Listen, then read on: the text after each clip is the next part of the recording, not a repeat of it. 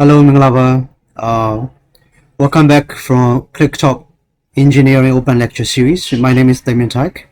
For those of you who join our lectures for the first time, we are offering open lectures and I do mechanics. And the reason is very simple. For most of the engineering and science course, mechanics is the foundation subject. And also for those who are sitting A-level test, mechanics is really important subject for you. So that is the reason we are offering mechanics as the open lecture series. And those of you who have followed might know already.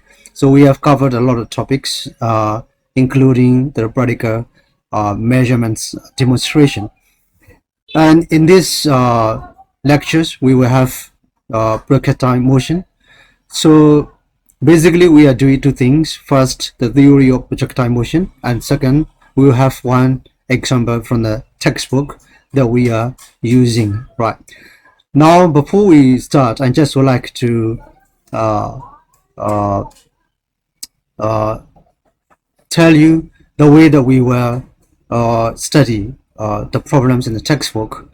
So when we do some of the problems in the textbook, we will have our own approach so that you all will enrich more than that the problems can offer. So the way we do is we were first trying to read the problem and of course trying to understand relevant theory, and based on that we will look at the given quantities, and from the given parameters and our knowledge on the physics or mechanics theory, we were trying to think what kind of quantities that we can derive or calculate based on the one that is given in the problem, even though they might not be asked in the questions. So that's the first thing that we will do, and now of course we will work out the number using the theory. And after we get the quantities that has been asked in the problems, we may sometimes also work out some of the quantities even though the textbook, the problem does not ask you to solve. So that is the second step. And the third step we will do is we will also kind of trying to make the sense of the size of the quantities. For example, if you get the velocity of 5 meters per second, what does that means? Is it small or big, or those kind of physical sense we were trying to make. And also of course we were trying to think about the quantities and their practical usage. So that is the way we will approach in solving some of the problems. And just to sum up this, first we will analyze the problems, the given parameters, the related theory, and then of course we will try to think what kind of quantities that we can derive, even though the problem does not ask you. Then we work out the numbers for those quantities being asked in the problem, and some of the quantities that might not be asked in the problem as well. And then we were trying to make sense of the size of those quantities, and also of course how we use it in everyday life. So that is the way we were trying to approach to those kind of problem. And now back to today's lectures, we will have two parts. The first part is the theory on the projectile motion, and the second part is one of the example problem in the textbook.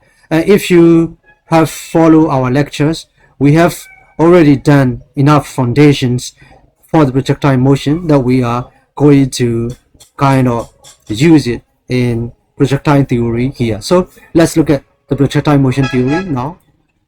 So if you look at the projectile motion, it's of course a two-dimensional motion, and I was trying to explain the practical projectile motion here. So if you look at this, we have a kind of an object here, and this is of course a certain initial height from the origin. So if you look at that, we have the Cartesian coordinate system, the x-axis, the position in the horizontal direction, and the y-axis in the vertical direction, of course.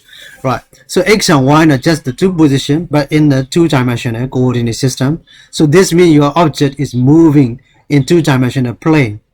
And in the projectile motion, so we were trying to release the particle from a certain height from the origin, and then the way you throw can be very different.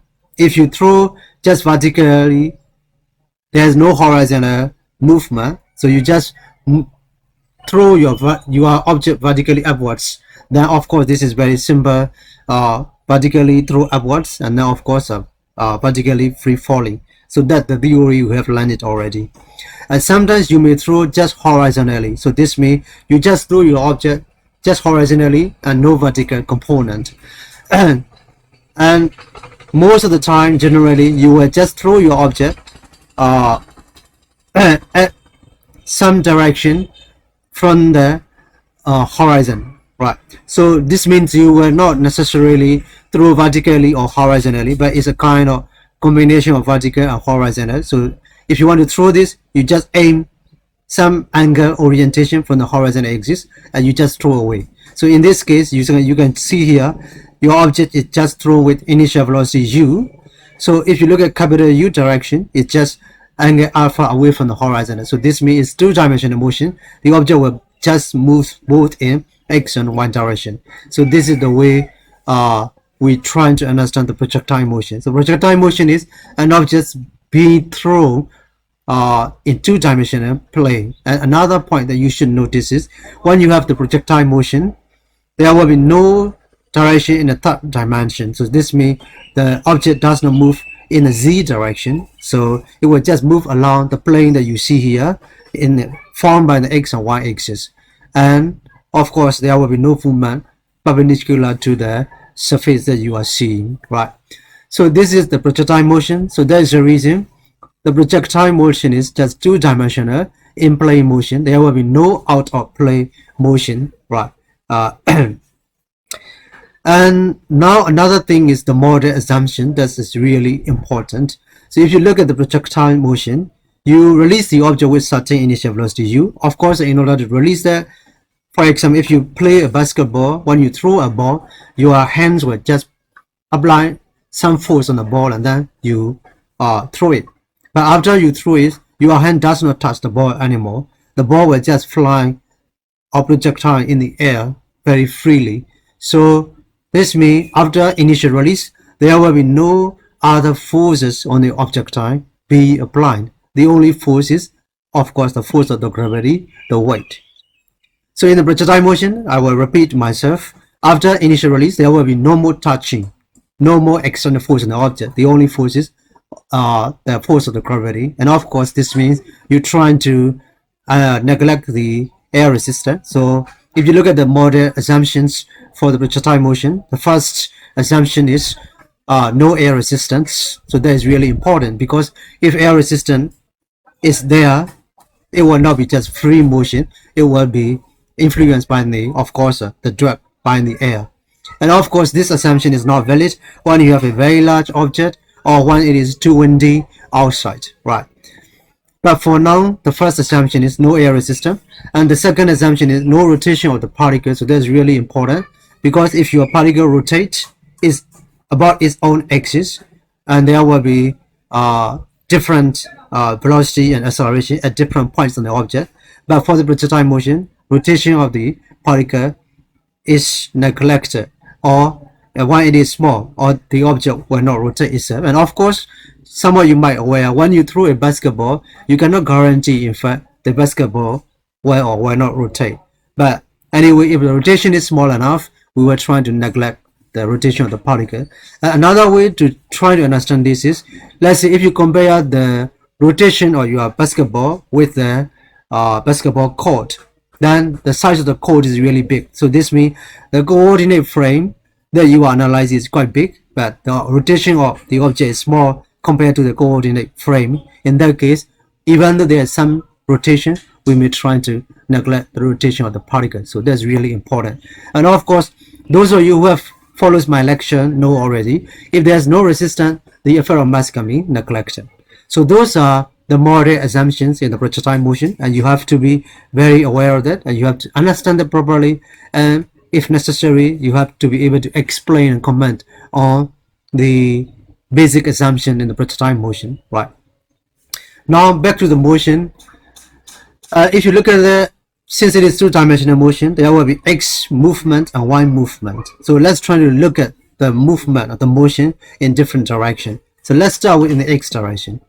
If you look at x direction, the object started with the initial velocity u, but since it is inclined alpha from horizontal axis, so this velocity u can be resolved into two components, x and y direction. So in the x direction, since it is the adjacent side from u, so you will have u cos alpha. So looking from alpha, ux is adjacent side. So that is the reason u is hypotenuse. So ux will be just u cosine alpha, and uy of course is u sine alpha.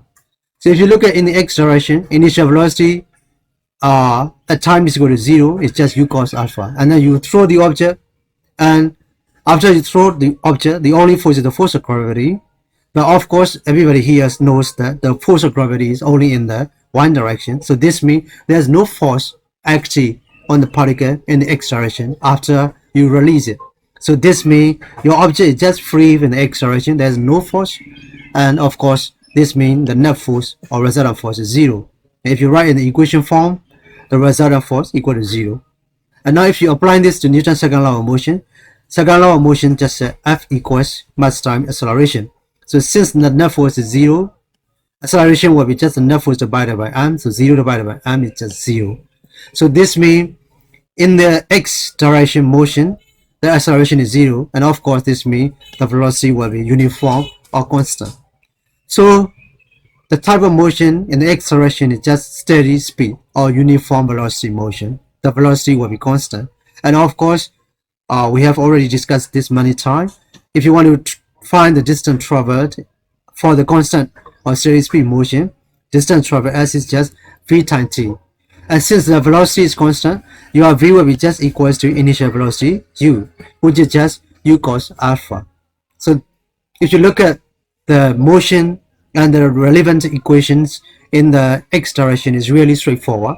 The motion is 0 acceleration, constant velocity, and the total distance equation is just s is equal to v times t. And the velocity is constant anywhere, so that's the reason velocity v will be just equal to ux. And of course, that's equals to u cos alpha. Right, so now let's look at the motion in the y direction. So now let's try to look at the motion in the one direction. So if you look at the motion in the one direction, after your object has been released initially, the only force acting on the particle in the one direction is the force of the gravity. So of course you can use this applying in the Newton's second law of motion, and you will get the type of motion of the object. So this in fact we have already discussed many times, but let's try to do it anyway. So if you draw the free body diagram, the force acting on the particle in the one direction is just the weight. And of course, if you look at the Newton's second law, all the sum of the forces will be just equals to mass times acceleration. So if you write the equation form, resultant force equals to m times a. And of course, the weight is just mg. So mg will be just equals to mass times acceleration. And since the mass appears on both sides of the equation, you can just cancel out the mass and you will get acceleration equal to g. So in the one direction, we have acceleration, and the acceleration is just equals to gravitational acceleration, which is just 9.8 meter per second square, and which is just a constant value. So what does it mean?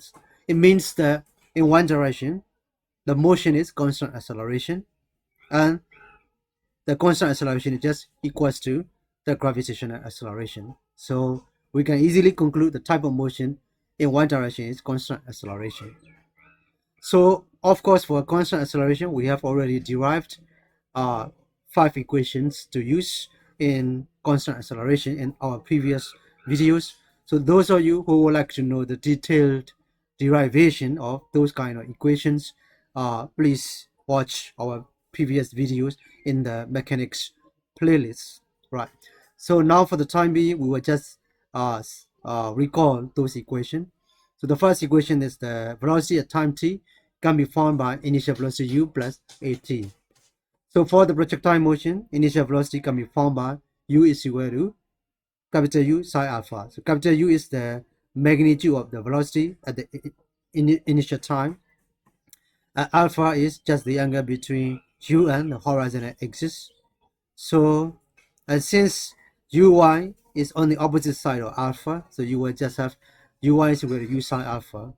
So initial velocity in one direction for the projectile is just u is equal to u sine alpha, and the velocity at any time can be formed by u is equal to v is equal to u plus at. And of course, you can see here the value a is g. So your velocity v is speeding up because initial velocity u plus g times t, right? So v will be changing. Of course, we can be decrease or increase depending on the signs of a, right? So so those are the two equations in the one direction motion. And now we are also interested in finding out the distance traveled in the one direction. In this case, we can use this equation. The distance traveled as is just the u plus v divided by 2 times t. So those of you who have followed our videos again, you know u plus v by 2 is just the average velocity of the particle at any time t.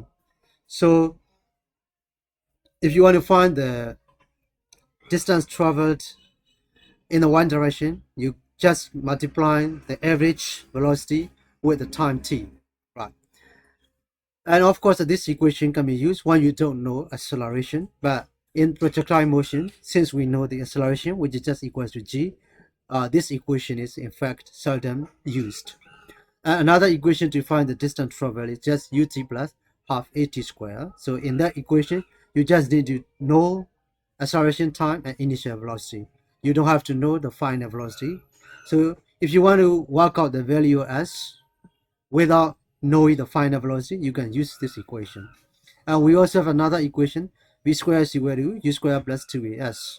And of course, this equation can be used when you don't know the time. So you know initial velocity, final velocity, and acceleration. You can calculate to the distance traveled using this equation without the knowledge of the time. So if you look at those three equations, they have different uses. So the first equation used when you don't know the acceleration. The second equation used when you don't know the velocity, the final velocity v. And the last equation used when you don't have the time information. So depending on what is given in the problem, you have to select proper equation to reduce your steps and the time taken for solving the problem, right? So now you have two equations in the x movement and five equations in the y movement of the projectile. And before we look at the example problem, I just have to remind you only one point on the direction or acceleration in the one direction. So the acceleration in one direction is always downwards, of course, because acceleration in one is just equals to uh, acceleration due to gravity g. And since g is always vertically downwards, acceleration direction in the one direction will always vertically downwards.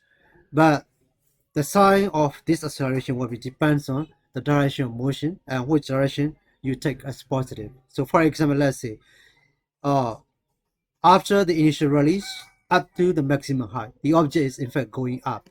So this means the direction of motion is upward and the acceleration is downward. So if you take the direction of acceleration upward as positive, the acceleration will have to be taken as the negative, right? And now if you look from the maximum height to uh, when it hits the surface of the ground. So if you look at the direction of motion is downward, so the velocity is downward, the acceleration is also downward. So if you take downward velocity as positive, velocity will be taken as a positive. So don't be so much kind of overwhelmed by the sign of the acceleration. As you work out most of the example problem, you will be, I think, easily making sense about the direction of the acceleration. So uh, before we work out the example, I will just repeat again. Projectile motion is you release the particle with certain initial velocity, and then there's no more external forces, no air resistance, no rotation. The particle will be just moving under the influence of the force of the gravity, of course, which is its own weight. And the motion will be looked from two-dimensional perspective. In the x direction, it is just constant velocity motion, so acceleration is zero. So that is the reason the distance traveled is just very simple, v times t, and the initial velocity will be just equals to the velocity at any time, because the velocity is constant, which is just u naught cos alpha. In the one direction, the motion is constant acceleration, and the acceleration is equals to the acceleration due to gravity, which is 9.8 meter per second square, and always vertically downwards. And since it is constant acceleration, we can use the 5 equation. If you want to find the velocity anytime t, you can find by using u plus at. Initial velocity u is just u psi alpha. And if you want to find the distance, we have 3 equations. The first equation is when you know the 2 velocity and the time t, so u plus v divided by 2 times t. The second equation is when you don't know the final velocity, and the equation is s is equal to ut plus half at square. And the third equation is when you don't know the time, the equation is v squared is equal to u squared plus 3as. Alright, so that is the theory on the projectile motion, and of course now we will look at with the workout example. Okay, having understood the theory, now let's try to look at the one of the examples in the textbook, right? So so this is the first example in projectile motion in chapter 1 of the textbook that we are going to use it, right? So let's try to look at the problem straight away. So if you read the problem, a particle is projected horizontally, so your object or particle is just thrown horizontally, so this means there will be no vertical velocity, so this means u1 will be 0, right? So you will have u1 will be 0, and ux, initial velocity ux will be just 25 meters per second. And now it is projected from a point 78.4 meters above a horizontal surface. So if you look at that, so we have a kind of horizontal surface x, and your object is projected above the 78.4 meter height from the origin or from the surface, and then it's just projected horizontally, so this means there will be no vertical initial velocity, only horizontal initial velocity, which is just 25 meters per second, right? So those parameters or quantities are given in the problem. Now before we read what are being asked in the problem, let's try to think or analyze the problem by ourselves. So say it is projected horizontally in the x direction, initial velocity is just 25 meters per second, and in the y direction the initial velocity will be just 0 because it's just projected horizontally. And now the object is initially at 78.4 meters above the ground or the surface, then it will just fall, and finally it will hit the surface of the ground at this point. And now from the initial position to the position where it hits the ground, you know the height or the distance traveled in the one direction is 78.4 meters. So in the one direction, you know the distance, which is just 78.4 meters. And of course, the acceleration due to gravity, the constant acceleration in the one direction is just g equals to g and 9.8 meters per second square. So in one direction, you know initial velocity, you know the distance, you know the acceleration, and of course we have 3 equations for finding the distance in one direction. One of them is s is equal to ut plus half at square. And if you look at this equation, we know s, we know u, and we also know a. So this means the only unknown quantity is time t. So t can be found from the given parameter, right? And now if you know t, the final velocity for the constant acceleration motion is just v is equal to u plus at. So you know u is 0 and a is just 9.8, and you know time t from the first calculation, then definitely you can also find the final velocity v in the one direction when it hits the ground, right? We can also find, of course, if you want, average velocity u plus v by 2, because both u and v are now known, right? And now let's look at in the x direction. So x direction motion is constant speed for the projectile motion, so distance will be s is equal to v times t. And since it is constant speed motion, the velocity v anytime will be just equals to 25 meter per second at the initial velocity.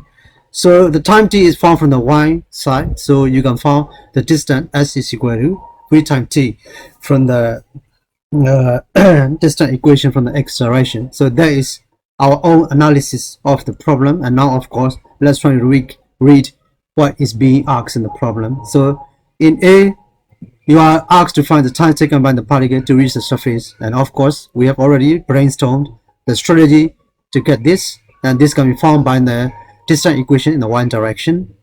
B, you are asked to find the horizontal distance traveled in the time.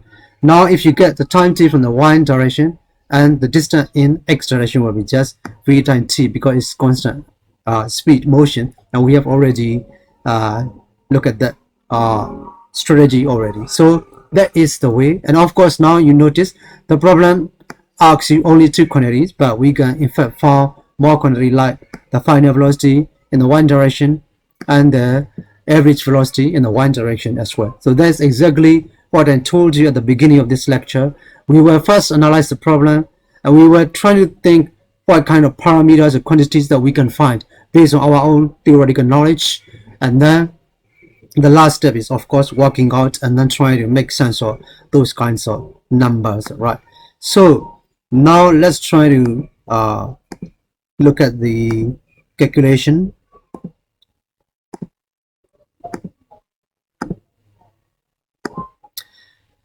So what is given is x direction. You have the initial velocity u is equal to 25 meter per second, and y direction you have initial velocity 0 because it's horizontally projected.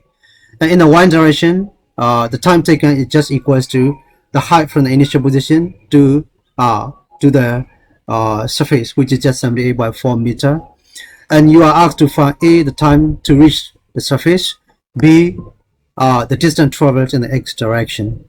So the solution is the strategy that we have just developed. It is very straightforward. In the y direction, so we will take the vertically downward as a positive because your object is now moving downwards. And as if you can recall, I have already told you the direction of the sign of acceleration is related to the direction of motion. Now in this case, we take the vertically downward as the positive, so that is the reason the acceleration will be taken as the positive 9.8 meter per second square. And of course, the initial velocity in the y direction is 0. Then we can use s equation, which is just s is equal to ut plus half a t square. And now s is 78.4 meter, u is just 0 times t, half time a is 9.8 meter per second square time t square. So if you look at this equation, 0 times t is just 0. So the only unknown parameter is just t here. So half move to the other side, it will be just 2 times 78.4. 9.8 move to the other side, you will divide there. So 2 times 78.4 divided by 9.8 second square. So this is just t square, and this should be t square. So your t square will be 16 square, then your t will be just 4 seconds. So this is the answer to part A. And now for part B, acceleration, you are asked to find the distance traveled, horizontal distance from the origin to the point where it hits the ground or the surface. So because it is constant speed, that will be just v times t. So v initial, since the x direction motion is constant speed, the velocity is the same with the initial speed anywhere, which is just 25 meter per second. And the time t from the part A is just 4 seconds. You substitute there. So 25 meter per second times 4 seconds is just 100 meter. And so you have always horizontal distance of 100 meter when it hits the ground. Now, as I have said earlier, apart from what has been asked in the problem, we can find some of the quantity that we can think by ourselves. So if you look at one direction, the final velocity v can be found by u plus at. So in the y direction, initial velocity is 0, and the acceleration is just 9.8 meter per second square, and the time is 4 seconds. So you will get 39.2 meter per second, the final velocity in the one direction. So this means when it hits the ground, the object final speed is 39.2 meter per second. Right. So that is what has been asked in the problem, and also some additional parameter that we trying to derive ourselves, right? So now as the last part, we just try to make sense of the some of the parameters. So here, just to reduce the time, I will try to make sense of the final velocity, well, which we have just calculated as 39.2 meter per second. So when you're trying to make sense, we were trying to think practically. So for example, how much distance it moves within 1 second if the object moves at the 39.2 meter per second, right? And whether the size is big or small. So in order to do that, let's try to just make the sense using some of the obvious, easily sensible quantity in practice. So let's say if you have a 3-story building outside, normally the height of 3-story building is between 9 and 10 meter, right? So now if you look at the final velocity when the object hits the ground, we want to know if the speed is high or low. So if we can do that, we can just make the sense like that. So this means within 1 second, your object can travel like 39.2 meter if it is moving at the speed. So this means, of course, now if you want to try to make sense, let's round it to 40 meter. So if 3-story height is around 10 meter, so 40 meter will be like 3 times. So this means you will have 10 meter is 3-story, so 40 meter means you will have 9-story, right? So no, 40 meter I mean 4 times, so around 12 story, right? So it's like your objects can fly past the height of 12-story building within 1 second, and now you can easily make sense that is quite large, in fact, because 1 second is quite short, and within 1 second your object can fall from like pass through the 12-story building's distance already. So this is quite large. Now you have already make the sense of the velocity, how large or how small it is, and of course this is only when it hits the ground. So if you look at initial velocity is 0 in the one direction, final velocity is around 40.